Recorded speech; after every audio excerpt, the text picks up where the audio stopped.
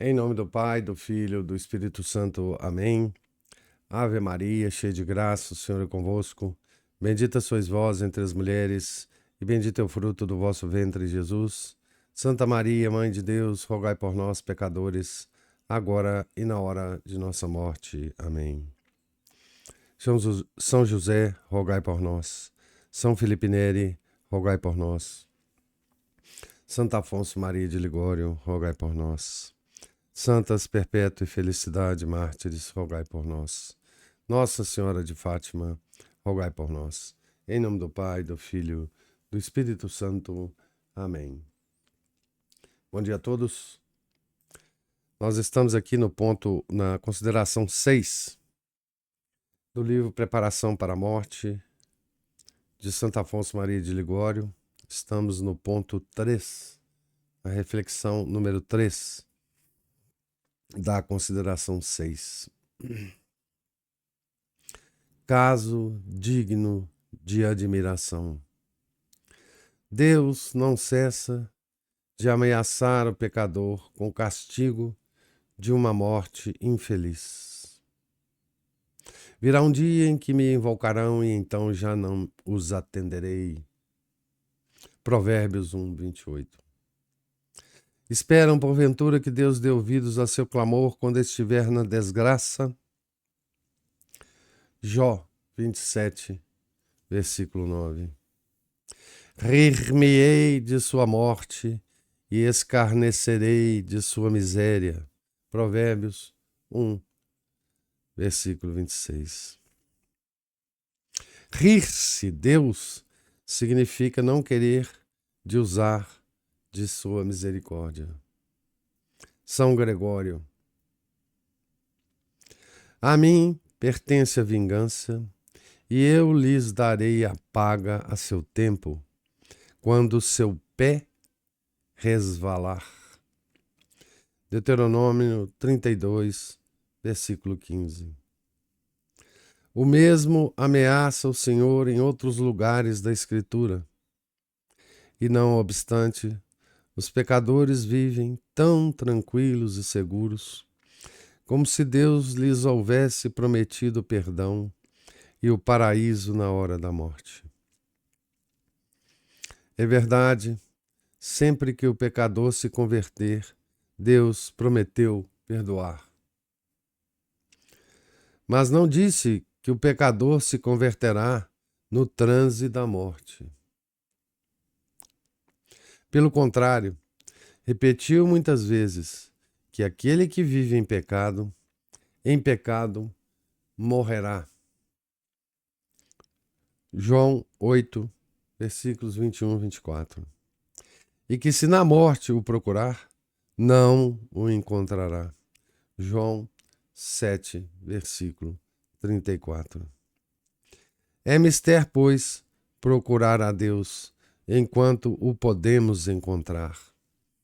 Isaías 55, versículo 6. Porque virá tempo em que já não será possível encontrá-lo. Pobres pecadores, pobres cegos que se contentam com a esperança de se converter na hora da morte, quando já não o poderão fazer. Disse Santo Ambrósio: os ímpios não aprenderão a praticar o bem, senão quando já não é tempo. Deus quer que todos os homens se salvem, mas castiga os pecadores obstinados. Se infeliz em estado de pecado fosse acometido repentinamente por mal violento, se o infeliz em estado de pecado fosse acometido repentinamente por mal violento e perdesse os sentidos, que compaixão não inspiraria a todos os que o vissem morrer, sem sacramentos e sem sinal de contrição? E que contentamento teriam todos se ele, voltando a si, pedisse a absolvição, fazendo atos de arrependimento. Mas não é um louco aquele que, tendo tido tempo de pôr em ordem a sua consciência, permanecesse no pecado ou voltasse a pecar, expondo-se assim ao perigo de ser surpreendido pela morte, quando talvez não pudesse arrepender-se. Espantamo-nos ao ver morrer alguém de repente, e contudo, quantas pessoas se expõem voluntariamente ao perigo de morrer assim, estando em pecado. Peso e balanças são o juízo do Senhor. Provérbios 16, versículo 11. Não fazemos caso das graças que o Senhor nos dá, mas Ele as conta e mede. E quando as vê desprezadas, até o limite que fixa sua justiça, abandona o pecador no pecado e o deixa morrer neste estado. Desgraçado aquele que difere a conversão até o último dia. Como diz Santo Agostinho, penitência quae ab infirmo petitur infirma est. E São Jerônimo dizia que 100.000 pecadores que teimam viver no pecado até a morte, apenas um só se salvará no momento supremo. De 100.000 pecadores, né, que teimam em viver no pecado até a morte, apenas um só se salvará no momento supremo. 100.000 para um. São Vicente Ferrer afirmava que a salvação de um desses pecadores seria um milagre maior que a ressurreição de um morto. Que arrependimento se pode esperar na hora derradeira de quem viveu amando o pecado até aquele instante? Conta Belarmino que, assistindo a um moribundo e tendo-o exortado a fazer o ato de contrição, lhe respondeu o enfermo que não sabia o que era contrição. Tratou Belarmino de lhe explicar, mas disse-lhe o doente: Padre, não compreendo, nem estou agora capaz de entender essas coisas. E nesse estado faleceu, dando visíveis sinais de sua condenação. Segundo o testemunho escrito de Belarmino. É para o pecador justo castigo, disse Santo Agostinho, o esquecer-se de si próprio na morte, depois de ter esquecido a Deus durante a vida. O apóstolo dá-nos este aviso. O apóstolo aqui, né, é a forma com que Santo Afonso, tal como Santo Tomás, né, chama São Paulo, né? O apóstolo dá-nos este aviso, abre aspas. Não vos enganeis, de Deus não se pode zombar. Aquilo que o homem semeia, isto também colherá. Aquele que semeia em sua carne, da carne colherá corrupção. Gálatas 6, versículo 7. Seria zombar de Deus o viver no desprezo de suas leis e alcançar depois eterna recompensa e glória. Mas Deus não pode ser burlado. O que nesta vida se semeia, recolhe-se na outra.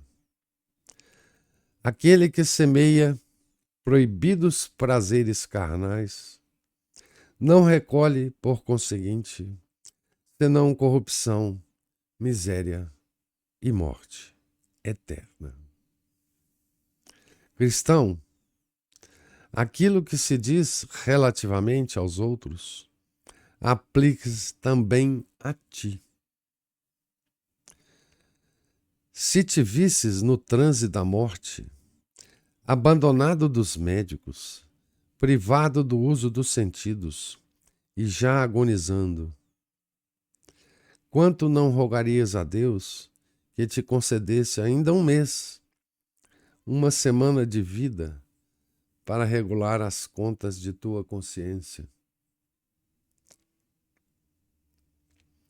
Deus te dá agora esse tempo preciso.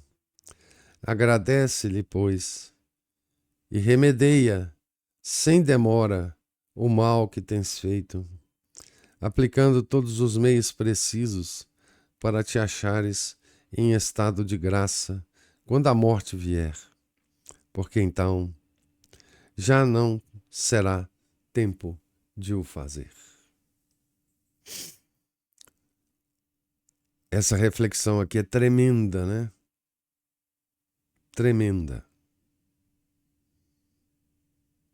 Esse ponto 3 aqui. A gente lê isso aqui com muita... temendo e tremendo, né? Então, primeiro, Santo Afonso dá a base escriturística aqui, né? Sobre essa doutrina, né? Um resumo dessa base escriturística, né? Citando, enfim, as escrituras, né? Provérbios, Jó, Deuteronômio, Evangelho de São João. Depois ele vai para os santos, né? São Roberto Bellarmino, Santo Agostinho. Sim, na parte escriturística ele cita também o apóstolo, né? Paulo. E uma coisa... E o apóstolo Paulo, ele cria essa expressão, né? Que depois vai ser repetida por toda a patrística e por toda a igreja, né? O homem submetido à carne, né? O homem carnal, né? Ele dizia que a gente tem que crucificar esse homem, né? Com Nosso Senhor, né? Junto a Nosso Senhor, junto à cruz de Nosso Senhor, né? Que nós, enfim, é muito potente essa expressão de Paulo, né? E, enfim, ele vai falar sobre esse homem, né? Carnal, e numa expressão, enfim, extraordinária, né? Da nossa doutrina, né? Aquele que semeia em sua carne, da carne colherá corrupção, né? Que coisa, que expressão, né? Que expressão mais impressionante, né? E ele fala também que Deus não vai se enganar, né? Não vai ser burlado. Não dá para enganar Deus, né? Mas o exemplo mais impressionante que eu, na minha consideração, nós temos aqui nessa reflexão é o que é contado por São Roberto Bellarmino, né? Porque eu acho que esse exemplo é o do homem moderno. O do homem moderno, não, o do homem atual, né? Contemporâneo nosso, né? Essa história é bela, né? é bela e terrível e tremenda, né? Que é um santo, né? Um padre, no leito de morte de um sujeito, tentando convencê-lo a fazer um ato de contrição, a se confessar, né? Certo? E o indivíduo fala, mas padre, eu não sei o que é isso. Eu não sei o que é a contrição. Tá certo? Esse é o homem contemporâneo, né? Eu estou dizendo homem católico, né? Contemporâneo. Não estou dizendo outros homens, né? É claro que o muçulmano não vai saber isso, enfim, né? Estou falando um católico, né? Um ateu não vai nem ligar para isso. Mas eu não sei o que é isso. Aí ele explica pro indivíduo, né? Mas aí o cara diz o seguinte, não, padre, eu não estou compreendendo, né? Não estou compreendendo. Eu tô, a minha mente está em confusão, eu não consigo compreender isso agora. Agora não dá para compreender, né? Então, esse é o nosso estado hoje, né? Nós estamos envolvidos em tantas coisas, em tantas doutrinas erradas, em tantas doutrinas fabricadas, né? Por uma crise sem precedentes na igreja, que nós não compreendemos mais essa linguagem que Santo Afonso está tentando através da qual Santo Afonso está nos tentando descrever a nossa terrível situação, né? Terrível situação. Nós chegamos a um ponto da nossa história, né? Que o homem, ele, o católico, né? Ele não consegue compreender a doutrina mais clara da igreja sobre a morte, né? Tá certo? A confusão é tanta, tá certo? Que nós não conseguimos mais compreender os provérbios, o Deuteronômio, os evangelhos. Nós lemos, nós compreendemos as palavras, mas não o alcance das palavras. Nós não conseguimos mais isso, né? E, assim, eu já mencionei para vocês um texto do Corsão em que ele fala exatamente isso. Quer dizer, o homem moderno, ele chegará à beira da morte e não terá palavras para expressar, se ele tiver o sentimento de contrição que ele está tendo naquela hora. Ele não sabe como expressar isso, porque ele não sabe o que ele está sentindo. Se ele estiver sentindo de fato contrição, né? Se ele estiver sentindo pesar pelas coisas erradas que ele fez, ele não terá palavras mais para expressar. Porque ele não aprendeu ou ele perdeu essas palavras.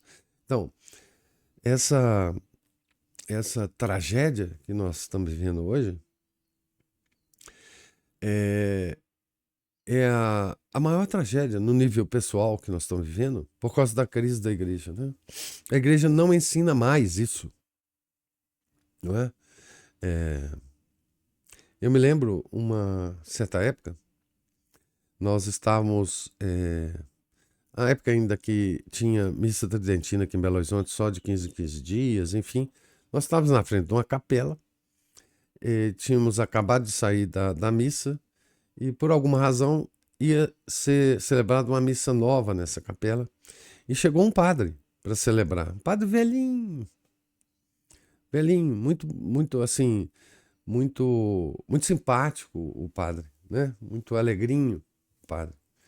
E ele logo se aproximou da gente e viu que a gente estava conversando sobre o inferno. Um grupo de fiéis que estavam ali depois da missa. E aí ele se dirigiu a nós dizendo assim: Mas, meus filhos, vocês acreditam mesmo que o nosso Deus, que é todo misericórdia, vai mandar alguém para o inferno? E aí ele começou a falar sobre o pai amoroso que não vai fazer isso com o filho, etc, etc, etc. Alguns de nós até tentaram discutir com o velhinho, coitado, enfim. Mas depois a conversa terminou e ficou por isso mesmo. Mas eu fico pensando, né? Esse velhinho, que, enfim, já deve até ter morrido, porque ele era muito velhinho, esse padre. Quer dizer, ele foi pro outro lado com essa ideia de que não tem, não existe inferno, né? Então, para quem acredita que não existe inferno, ou que o inferno é uma espécie de atmosfera mental, ou qualquer outra coisa que essas besteiras modernas nos falam, como é que ele vai ter esse espírito na hora da morte, né? Como é que ele vai ter um impulso de se converter na hora da morte, né? Não tem nenhuma possibilidade, né? Não há como fazer isso. Nós estamos impedidos da contrição, mesmo que seja muito difícil na hora da morte, né? O próprio, acho que São Jerônimo, né? Diz que de 100 mil pecadores que teimam em viver no pecado até a morte, apenas um se salvará no momento supremo. Então, mesmo que essa estatística não nos seja favorável, mas hoje esse um não existe mais. Porque não há nenhuma bagagem doutrinária, espiritual, não há nenhuma compreensão intelectual disso, né? Porque os nossos irmãos católicos, né? Eles foram desapetrechados disso pela própria igreja, né? Enfim, eu quase que afirmaria que esse texto do ponto 3 da reflexão que nós lemos aqui, ele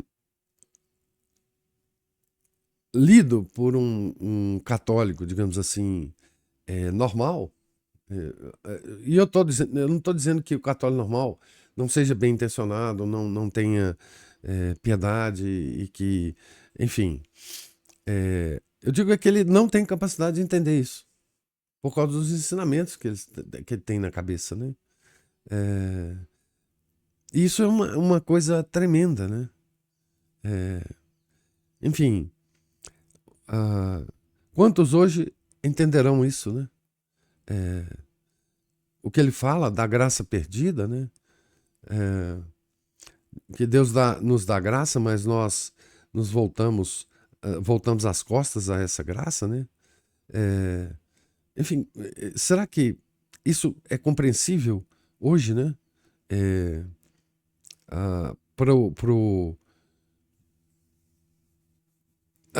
Enfim, a minha pergunta é quase assim: será que esse livro ele é compreensível hoje para nós católicos, né? Assim como um todo, né? Será que se eu vou até mais além, né? Será que se a maioria dos nossos padres hoje ler esse livro, será que essa maioria desses padres compreenderá a profundidade desse livro? Ou achará, ou considerará que Santo Afonso era muito rígido, que ele viveu uma outra época, que sim, na época dele, as coisas se passavam dessa forma, mas hoje nós estamos, né, vivendo outra época, né?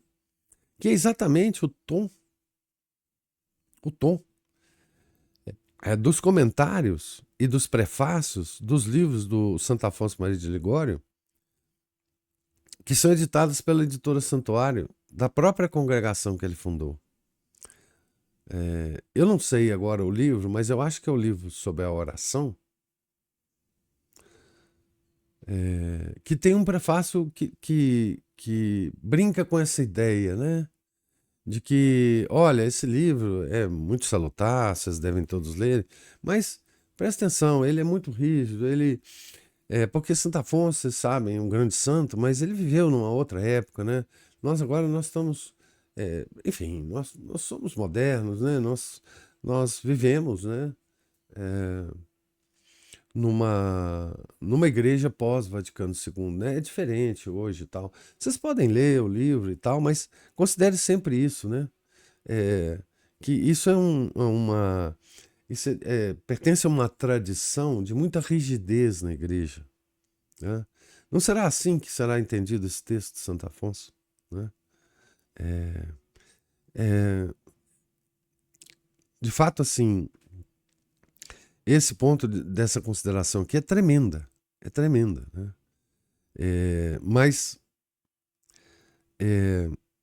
eu sinto que, enfim, nós devemos agradecer muito a Deus se nós formos daqueles que entenderão esse texto e levarão ele em conta, sabe? Bem, falei muito e agora gostaria de ouvir as observações e comentários. Opa, já tenho aqui uma observação aqui do...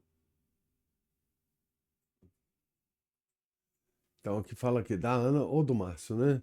Tentar correr atrás do prejuízo nos momentos finais da vida é como tentar rezar bem com sono nos momentos finais do dia, ou seja, tarde da noite, com todo o cansaço e sono da noite. As pessoas vivem uma aridez espiritual tão grande que não conseguem verbalizar o seu íntimo, nem pensa e nem mesmo para outra pessoa, nem pensa em si, nem mesmo para outra pessoa. A geração do silêncio constrangedor e de olhar fixo, esgazeado, representa isso muito bem. Parecem crianças que se expressam por choros, birras, amoadas ou explosões emocionais, etc. Compreender não é problema para teólogos de padaria. Internalizar isso, perceber que isso se relaciona com a vida própria do meliante e conseguir praticar esses ensinamentos é o difícil para a grande maioria. Isso vê. Eu falei dos católicos normais, né? Mas tem também esses teólogos aí de padaria, mesmo no meio tradicional, né? É verdade. Assim, no- é, há um perigo aqui, né, Márcio? Ou Ana Paula que escreveu isso aí, de a gente ler isso aqui e aplicar nos outros, né? E não aplicar em nós mesmos, né? É outro problema que tem, né? É da gente, ao ler isso aqui, ficar pensando, coitado daquele pecador que morreu assim, assim, assado. Mas não ficar com medo da gente próprio morrer assim, né? Se a gente não fizer algo com a nossa vida, né? Muito boa a reflexão. Professor, Sim. outro dia eu ouvi exatamente de um leigo, ele criticando essa,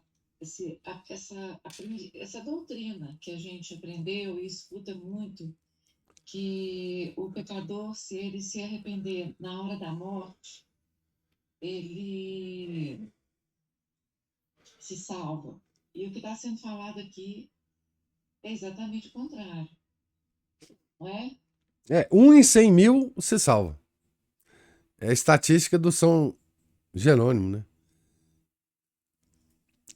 É. oh, é, Mas a doutrina da igreja, ela diz que é possível que alguém se arrependa e se salve, mas um cada 100 mil, professor, a gente quer coisas taxativas e para todos, é, né? uma- exa- Ah, meu Deus, a vida não é fácil, não. isso A acontece, mas é morte um em 100 mil. É a estatística de São Jerônimo aqui. Eu tô com São Jerônimo.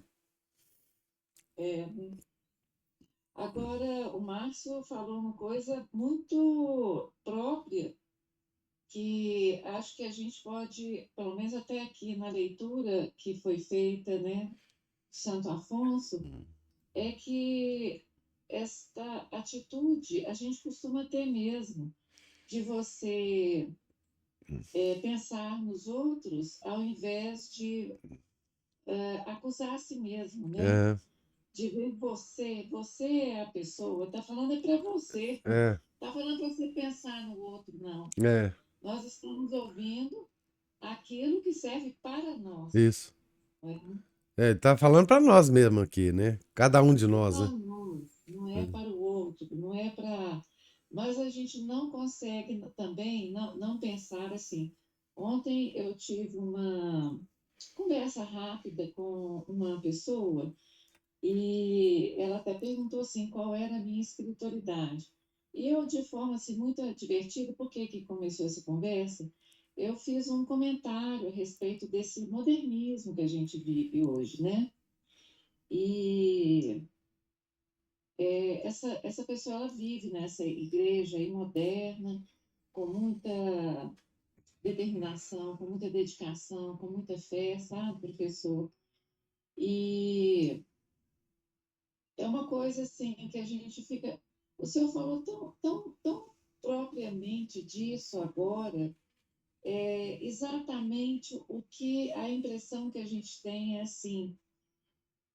Será que essa igreja que está aí hoje, aí fora, ela entende isso que está sendo falado? Hum. É muito difícil, viu, professor? É muito difícil, porque eu vejo assim, para essas pessoas que estão nessa igreja militante aí, que a gente vê, eles pensam assim, se Cristo viesse hoje no mundo, ele veria como essa igreja está hoje. E É, a doutrina dele seria essa doutrina. não, é claro, eles têm absoluta certeza disso. Eles afirmam isso, assim, afirmam. É, Mas acho que eu estou saindo fora de Santo é, Afonso, mas é porque realmente o senhor falou de forma muito precisa que a dificuldade da compreensão de uma doutrina puramente católica já dominou, né? é. É porque, na verdade, é, é aquela, é aquela noção quer dizer, como neopagãos hoje, nós não só não temos a verdadeira doutrina da igreja, como nós temos todos os conceitos mentais contrários à doutrina da igreja. O neopaganismo é isso. O neopaganismo, porque o paganismo original, para ele, a doutrina da igreja era uma coisa nova. Então ele absorvia aquilo como uma coisa nova. Nós hoje, nós temos toda a tradição filosófica contrária à nossa igreja. Então hoje nós temos impedimentos extraordinários para nos voltarmos para a doutrina da igreja de sempre, né? Então, nós sempre temos conceitos ah, com que rebater a verdadeira doutrina da igreja, né? Conceitos de psicologia freudiana, conceitos de filosofia kantiana e nietzschiana, conceitos científicos de evolução e de Big Bang. Então, veja, toda essa estrutura mental nossa, ela foi construída para combater a verdadeira doutrina da igreja. Então, as pessoas, eu estou dizendo, as pessoas bem intencionadas, as pessoas que que estão na igreja modernista e que têm boas intenções, elas estão encharcadas desses conceitos, de forma que elas não é que elas são incapazes de acessar a doutrina de sempre da igreja, mas elas estão com a mente tão obscurecidas que elas até elas leem e entendem as palavras que Santo Afonso está falando aqui. Mas o arcabouço conceitual delas não vai deixar com que elas entendam, né? E quando eu falo elas, muitos de nós, né? Muitos de nós. Porque para entender um texto assim tão direto e tão simples, né? Inclusive esse texto, ele é tremendo, mas ele é simples, né? É preciso que a gente se desvista de todo o arcabouço na cabeça da gente, filosófico, científico, teológico, que nós temos hoje no mundo, né? Porque senão você não entende. A docilidade que nós temos que ter para nos debruçarmos num texto desse tipo de Santo Afonso é muito grande. Que a gente não tem mais costume de ter essa docilidade para com a doutrina da igreja. Nós deixamos de ter há muito tempo, né? Porque no topo da doutrina da igreja, nós sentimos hoje a necessidade de colocar, não principalmente a filosofia e a ciência moderna, né? Kant, né? Hegel, toda a ciência maluca moderna, né? Big Bang, não sei mais o que, evolução de Darwin, macaco, e bilhões de anos. Então, isso aqui perde o sentido, né? Mas alguém levantou a mão, Vinícius? Professor, Sim. a propósito disso que o senhor está falando, a dificuldade, além da dificuldade da própria, embora o texto seja simples, da dificuldade, nós falamos da própria leitura, e mesmo um texto simples pode, e certamente será difícil para a maioria das pessoas hoje em dia. Isso que o senhor está falando da ciência, da filosofia, dentro da igreja também, a questão tem muito a ver com a questão da dificuldade das pessoas hoje entenderem os conceitos absolutos. Porque nada para as pessoas é absoluto, senão a relativização absoluta. Quer dizer, não tem uma verdade, o inferno, porque tudo isso são conceitos absolutos. A misericórdia, tudo isso é absoluto, isso não tem como ser relativo. Se a pessoa não entende absoluto, ela não vai entender isso mesmo, não. Exatamente. É isso mesmo. Hoje, tudo é discutível, né? Tudo é tema de seminário. Vamos discutir. Vamos fazer um seminário sobre isso. Aí a gente convida especialistas, coloca numa mesa redonda e aí a gente vai discutir, né? Então, a sociedade hoje é isso, né? E aí a gente vai tirar a conclusão, né? Dessa discussão a gente vai tirar a conclusão. Então, é muito triste ver como Vocês vejam, gente, esse livro foi escrito quase que concomitante à Revolução Francesa, né? Foi escrito no século XVIII, o século iluminista. Enfim, os iluministas já estavam bradando as suas blasfêmias, né?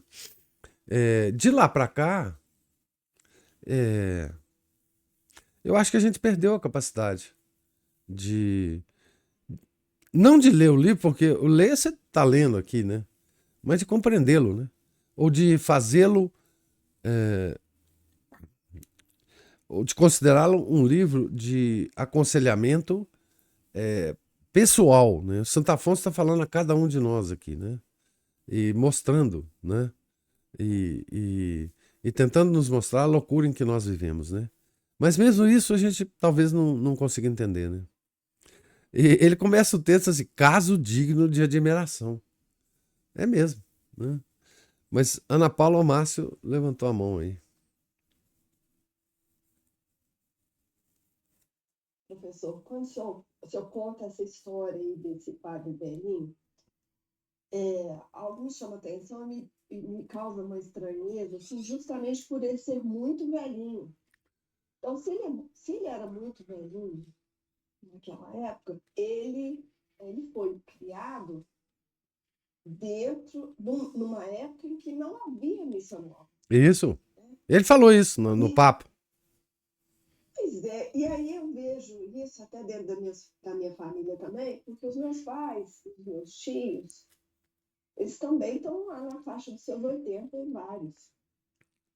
Então, e eu fico vendo como que eles aderiram, né, a essa missa e como que eu sou uma pessoa estranha. É engraçado demais isso. Por que eu, por frequentar essa missa, é tudo tão estranho assim? Se eles já conheciam isso, não sou eu que estou apresentando nenhuma novidade, Não. né? Então eu fico pensando que manobras mentais, que foi feito que a cabeça dessas pessoas, que talvez seja mesmo a questão de que nós temos uma tendência maior do conforto, né? Buscar algo que seja mais fácil.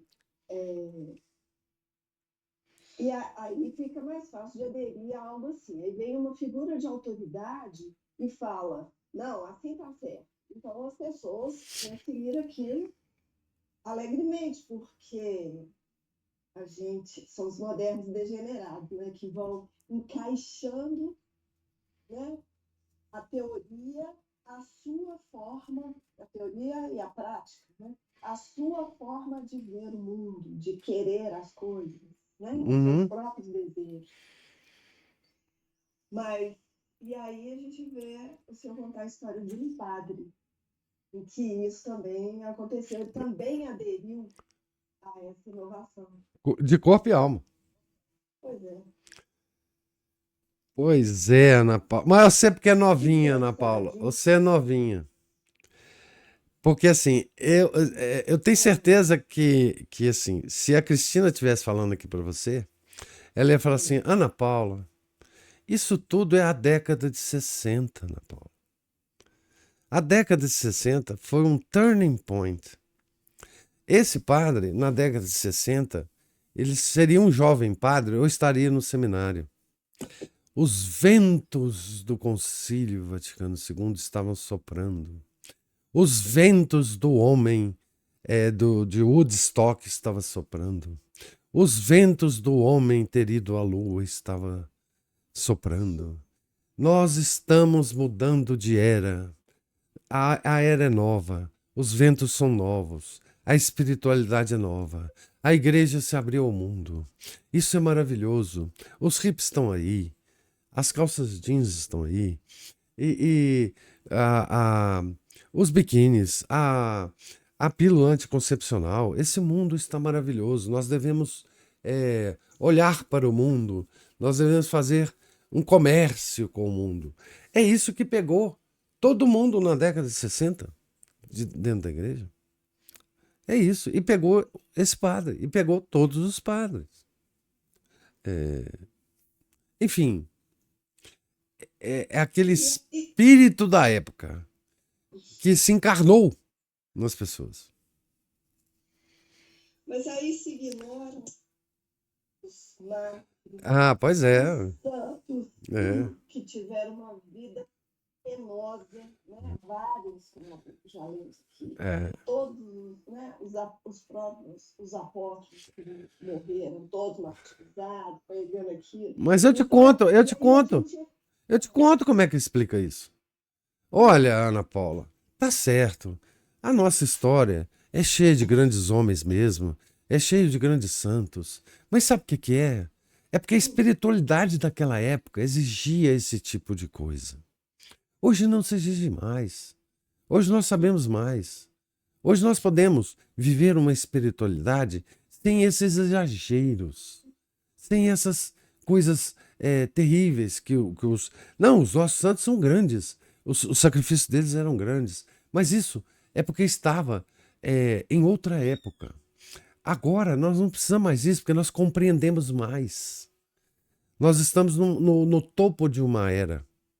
Você entendeu, Ana Paula? Você está muito antiga, muito medieval. É isso. E a justiça divina também mudou. Mas é claro, Deus está compreendendo as coisas melhor agora. O Deus relaciona diferente com a gente hoje. E aí aqueles de hoje que cometem crimes horrorosos, hediondos, né? Vão para o mesmo lugar que esses mártires todos, Pois Santa é. Teresinha, Mas é Nossa porque o Pai é Senhora. misericordioso. O Pai não Eles quer. arrependeram na hora da morte. Ou isso, né? Oh, meu Deus. É assim, mãe. Você tá muito antiga, Ana Paula. Muito medieval. As coisas mudaram. Nós hoje vivemos numa época em que o homem vai à lua. Em que a ciência está curando doença aí, olha. Demais. É outra coisa. Os ventos do mundo estão soprando dentro da igreja. O próprio Papa Paulo VI falou para nós que hoje a igreja se abre ao mundo. Você vê, uma pessoa que quer se abrir ao mundo, ouvindo isso de um Papa e de um concílio, como é que... Olha a força arrasadora que tem esse espírito da época. É arrasador. Esse padrezinho velhinho certamente passou por isso, por esses ventos arrasadores. Professor,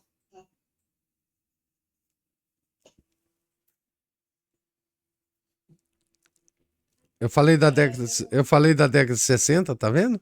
Sabia. o professor, eu não sei se eu interrompi a Ana Paula. Não, o que me ocorre assim, em primeira mão é assim, a moral católica ela é insuportável para essas pessoas, É. porque elas já viveram uma vida que essa vida já está muito desalinhada, muito desorganizada.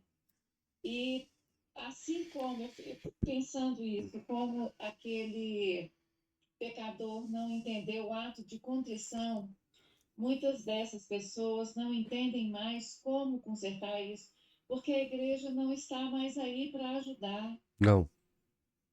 Se essa pessoa vai numa igreja, ou se ela for numa.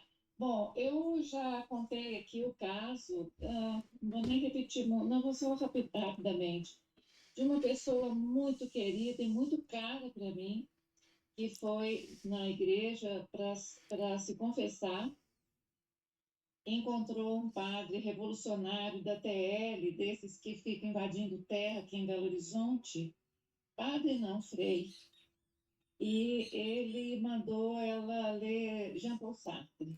Uhum. Ela quase desfaleceu na hora. O senhor imagina uma pessoa em grande sofrimento buscando um confessionário.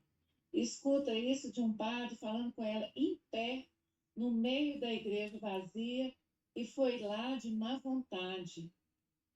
Esse homem depois abraça forte essas bobagens desse povo absolutamente ridículo. Eu falo assim, é um assinte para a nossa vida, sabe, professor? Essas coisas que a gente vê acontecendo no âmbito do clero. Mas até, professor, eu queria voltar um pouco, eu gostei muito da síntese, né, do Vinícius, né, que é nós não aprendemos mais, não se aprende mais conceito absoluto, né? E a gente começa aí falando, procurar Deus na vida, quer dizer, nós começamos escutando o Santo Afonso nos dizer que você deve procurar Deus na vida para encontrá-lo na hora da morte. Isso. Isso significa algo que eu já disse aqui certa vez, que é assim, O que é absoluto é radical, é radical. E hoje, nem aceitar o fato de que procurar Deus na vida é algo radical, as pessoas conseguem mais compreender isso, Não né? compreende. E quando você compreende e você vai tentando, você é achincalhado de radical, você é o red thread. É aquilo que eu falei outro dia, isso que a Ana Paula disse dos parentes que estranham, eu vivo isso o tempo inteiro. E eu falo assim, que nessa quaresma, o meu propósito é não pensar e nem falar absolutamente nada com pessoas externas ao catolicismo, porque é uma coisa assim, você causa uma comoção nas pessoas, um estranhamento tão grande. E até, né, professor, é o que eu estava comentando, o senhor outro dia levantou uma coisa tão importante, que é aprender a falar com as pessoas que não nos compreendem, exatamente nesse contexto católico, né, Uhum. dessa dualidade que a gente vive dentro da igreja, que você tentar viver a fé católica de uma maneira mais objetiva e tal, não é viver a fé católica, não, é buscar a tradição, a ortodoxia católica. E a gente parece que ressurgiu nesse mundo moderno aí de internet, eu estou falando muito de mim, de uma maneira muito assertiva, muito quase agressiva, parece que é uma escola, né? É uma escola que foi criada. Então, eu acho que pelo menos na quaresma eu já vi várias pessoas fazerem esse propósito e eu falei que esse ano eu vou imitar, porque a gente cansa demais dessa, dessa dificuldade, dessa perdição toda, né? Desse embate, né? Desse embate. É, é. E a quaresma é um tempo interessante, né? Porque é, é, porque é um tempo de penitência e penitência passou de moda, né? Não tá mais na moda a penitência. Então, quando você faz penitência, as pessoas se. Elas.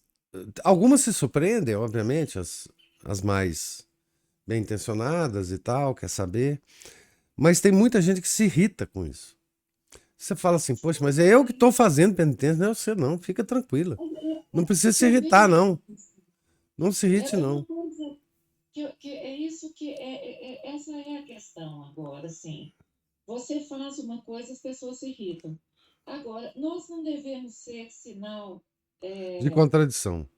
de contradição, porque, por exemplo, né, eu andei vendo algumas imagens aqui de uma repórter e um ator norte-americano com as cinzas, a cruz de cinza, o sinal, né, a Aham. cinza na testa, marcados.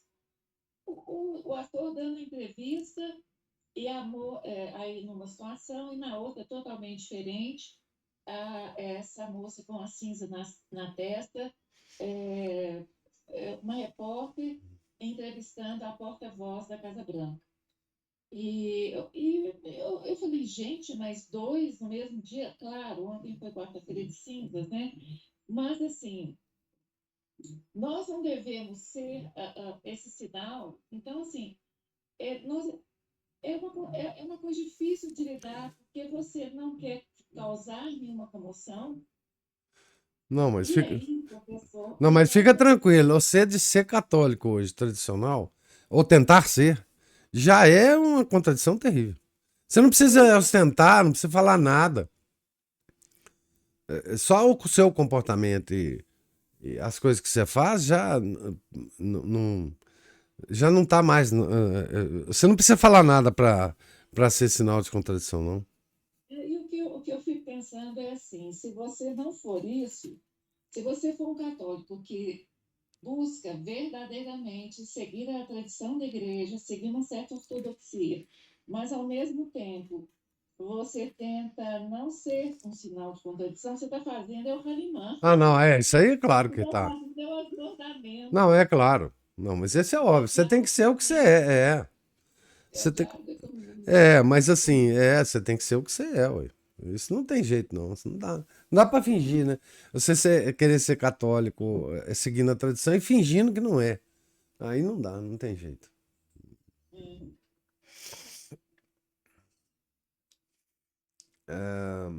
Mas alguém quer comentar alguma coisa?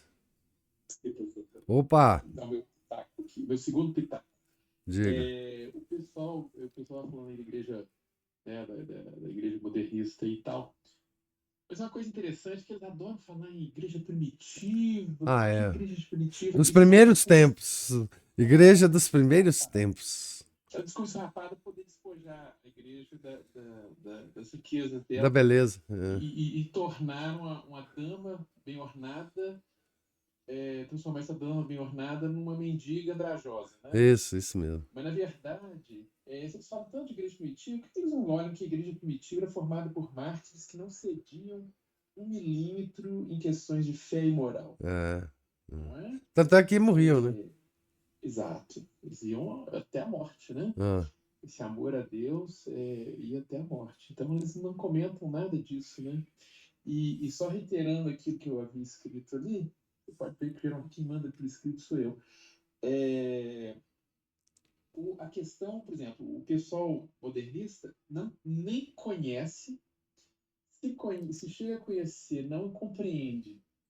E quem chega a compreender, se torna um teólogo de padaria, ele não consegue ver que aquilo ali é algo para ele poder meditar, ruminar e ver onde é que aquilo se aplica na vida dele. E pior, como que aquilo vai se aplicar na vida dele. isso. Não é? Que a gente adora vendo assim, a gente às vezes conversa com as pessoas, né? Falando, que isso, que aquilo, que aquilo outro, por que e pensa assim, gente, essa pessoa faz tudo isso que ela diz, que ela acusa os outros de fazer, faz pior, e acha que aquilo ali não se relaciona, não se toca a ela, né? E a mesma coisa a gente tem que fazer, essa mesma autoavaliação a gente tem que fazer também. Claro. Né? Onde é que isso entra na minha vida? Onde é que está de errado?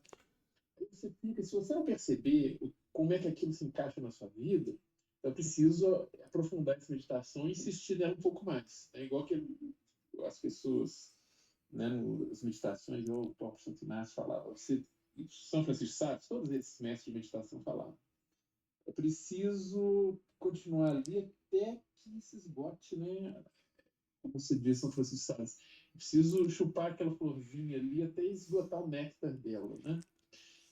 E muitas vezes você vai perceber ali, depois de várias vezes meditando a mesma coisa, o mesmo ponto, durante muito tempo, aí a ficha cai. Assim, é aqui. E aí tem que anotar logo, porque essas coisas vêm de forma intuitiva, né? Elas são reveladas pra gente. Você tem que verbalizar logo, né? Porque senão você se perde. Você perde, porque aquilo às vezes vem a simbólica. Você tem que anotar aquilo rápido, porque o conhecimento racional a gente pega pela observação, a comparação do conhecimento com a realidade e tal. Mas esses clarões assim, que aparecem no meio dessa noite que a gente vive assim, espiritual, tem que anotar logo, porque senão a gente perde a figura, né? E para aquilo continuar depois a meditar também, ver onde é que aí né? Igual a conversão de São Paulo, né? A gente tem aí, né, o cavalo, né, professor Emissundos? Tá aqui. Tá aqui o Pois Paulo. Aí talvez no chão. nós aí, uma hora a gente cai do cavalo, achando-se garboso, triunfante, a gente vai ficar mais de 4 do que o próprio cavalo. Né? Ver exatamente onde que aquilo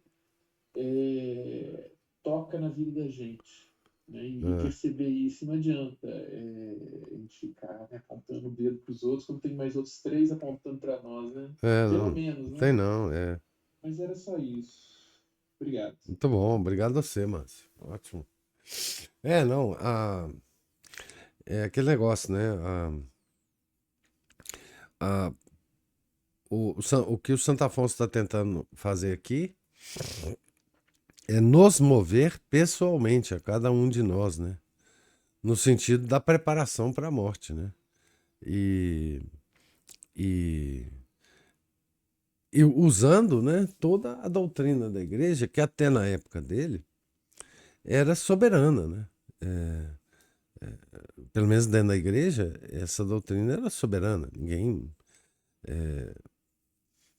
Ninguém discutia isso, né? E hoje a gente vê esse texto, né? E se pergunta se alguém entenderá isso como um conselho pessoal, né? Um conselho, uma orientação espiritual, né? Uma direção espiritual, né? Porque é aquilo também, né? A gente fica reclamando muito que a gente não tem direção espiritual, né? É difícil de encontrar um diretor espiritual. Aí Deus manda para nós a graça de poder ler e meditar sobre esse tipo de livro de Santo Afonso, e a gente não percebe que isso é uma graça de Deus em termos de direção espiritual para nós. Tudo bem, não temos, tá. Mas veja, tá aí na sua frente um livro, né? Tá aí, enfim, livros outros que servem para o mesmo propósito, né?